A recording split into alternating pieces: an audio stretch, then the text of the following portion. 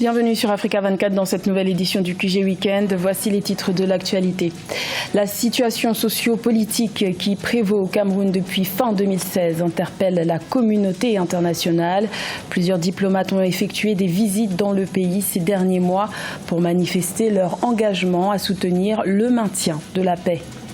Quelle stratégie pour relancer la croissance économique en Afrique du Sud? La présidence tente de regagner la confiance des investisseurs malgré une croissance chiffrée à 0,8% en 2018 et un taux de chômage dépassant les 20%.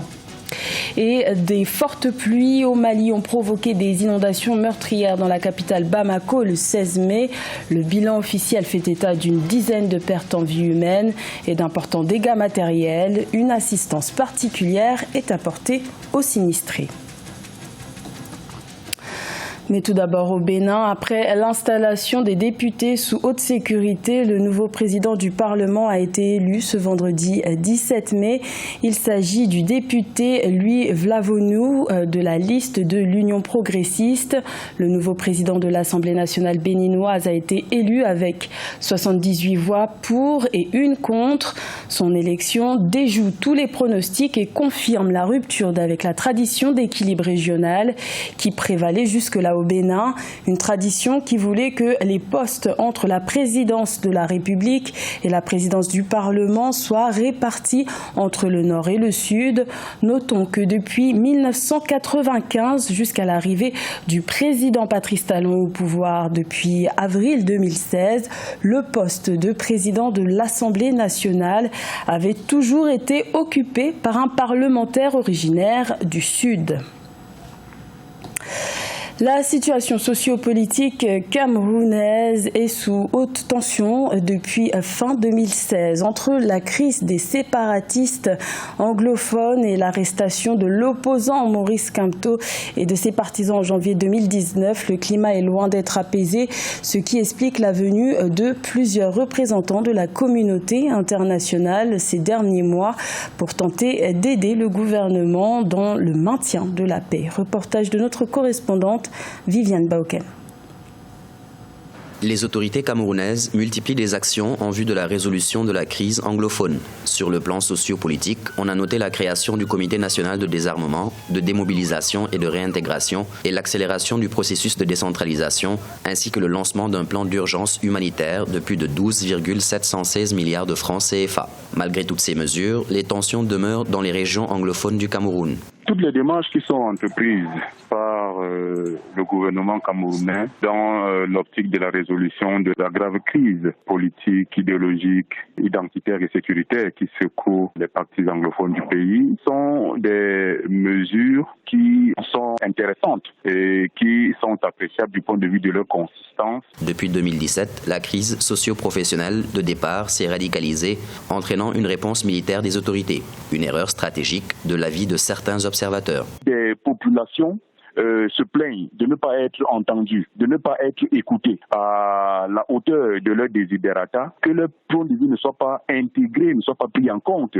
dans la gestion des choses qui les concernent, et croire que vous pouvez vous limiter à adopter des résolutions au niveau central et les imposer ainsi aux populations qui se plaignent justement de marginalisation. Il est important d'intégrer la dimension historique, la dimension identitaire, la dimension culturelle qui permet donc de comprendre les ressorts du conflit. Ouvrir l'espace au dialogue inclusif avec les séparatistes, les autorités camerounaises se disent prêtes. Le gouvernement a annoncé en mai 2019 la tenue prochaine de discussions autour des revendications des sécessionnistes, exception faite de la partition de l'État du Cameroun.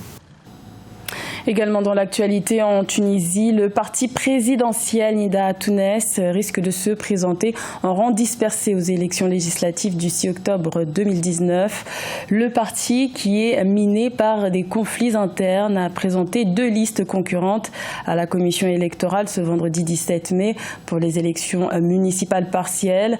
Un différend qui illustre les profondes divisions qui minent le parti du président Béji Caïd Essebsi à 6 mois de l'élection présidentielle de novembre 2019, alors qu'aucune des principales formations politiques du pays n'a encore annoncé de candidat. Au Burkina Faso, le Premier ministre Christophe Dabiré s'est exprimé devant les députés le 16 mai. Il a dressé un bilan de l'action gouvernementale menée au cours de l'année 2018 en soulevant les avancées majeures enregistrées au plan de la gouvernance, une première depuis sa prise de fonction en janvier 2019. Reportage de notre correspondant Jean-Paul Ouedraogo.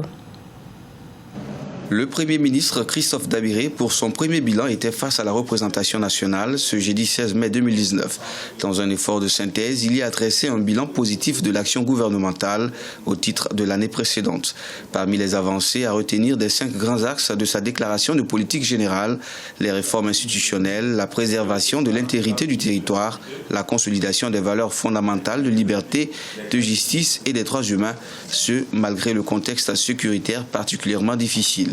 Je tiens à dire toute mon admiration et à encourager les agents de l'administration déconcentrée et des collectivités territoriales qui sont restés à leur poste de travail pour assurer la continuité du service public et la présence de l'État dans les zones difficiles.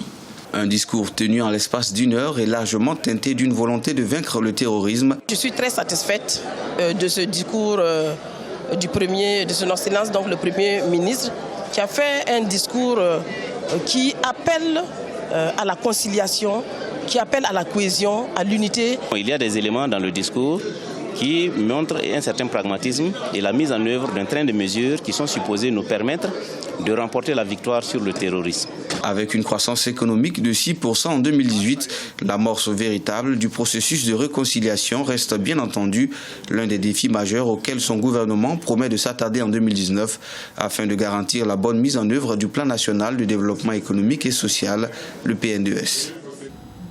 En Afrique du Sud, la confiance des investisseurs est au plus bas depuis plus de 7 mois. Le chef de l'État, Cyril Ramaphosa, qui succède au président Jacob Zuma, démissionnaire en février 2018, s'était engagé à retrouver la confiance des investisseurs. Mais entre le délestage, l'économie située à 0,8% en 2018 et un taux de chômage dépassant les 20%, le défi s'annonce de taille. Aïssa Toubari et Amen H. Lutter contre la corruption et les inégalités, régler la question des terres ou encore redonner un souffle nouveau à l'économie sud-africaine. Le président Cyril Ramaphosa tente de regagner la confiance de sa population. L'Afrique du Sud a connu une forte baisse de sa croissance en 2018 avec un taux s'élevant à seulement 0,8%. Les économistes estiment qu'il faudrait 25 ans d'une croissance à 5% pour que le pays retrouve un taux de chômage conforme à la moyenne internationale. Nous avons identifié un certain nombre de réformes à accomplir. Nous allons les mettre en œuvre rapidement. Nous allons faire en sorte d'apporter la stabilité que les investisseurs attendent. Nous allons continuer de réformer nos entreprises publiques. Selon les chiffres publiés par l'Agence sud-africaine des statistiques, le taux de chômage a atteint 27,6% de la population active au premier trimestre 2019. Depuis plusieurs années, l'économie souffre d'une faible progression du produit intérieur brut avec une série de récessions techniques sur fond de chômage de masse, de monnaie dévaluée et d'endettement croissant. L'Afrique du Sud a la technologie,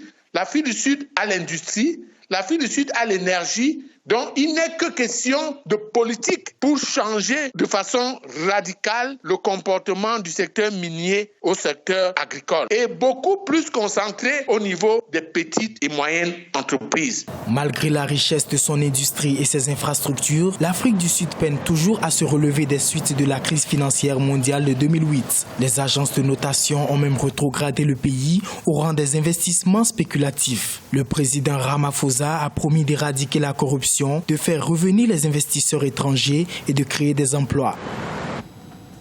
Dégâts des eaux dans la capitale malienne Bamako. Des pluies torrentielles se sont abattues le 16 mai dans la capitale, provoquant des inondations, des dégâts matériels et faisant une dizaine de pertes en vie humaine. Les secours se sont organisés pour venir en aide aux sinistrés. Reportage de notre correspondant Mokhtar Bari. Aux premières heures de ce jeudi 16 mai 2019, c'est une pluie diluvienne qui s'est abattue sur Bamako, inondant de nombreux quartiers de la capitale malienne. Il s'agit entre autres de Bangoni, Daoudabougou, Bako Djikoroni, Djebani et Kabala, Yirimayo, Kalabankoura et Sotuba. Au quartier Niamakoro, les habitants n'ont pu que constater les dégâts. Il y a eu beaucoup de dégâts. La preuve, nous avons des voisins dont les voitures ont été emportées. Malheureusement, j'ai perdu un ami dans cette inondation. Ma maison a été submergée et l'eau m'a atteint à la poitrine. Nous avons été obligés d'évacuer les enfants et les femmes pour nous réfugier sur les toits des maisons. D'après un premier bilan dressé par les autorités, au moins 15 personnes ont perdu la vie dans ces inondations. Plusieurs autres ont été blessés et des dizaines de maisons détruites. Depuis que je suis né, je n'ai jamais vu une pluie de ce genre. Vous pouvez visiter nos maisons. Elles ont toutes été détruites. C'est une vraie catastrophe.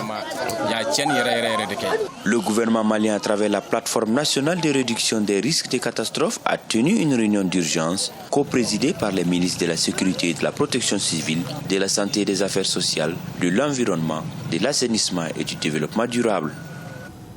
C'était le journal de la rédaction. Merci de l'avoir suivi. L'information continue sur Africa 24.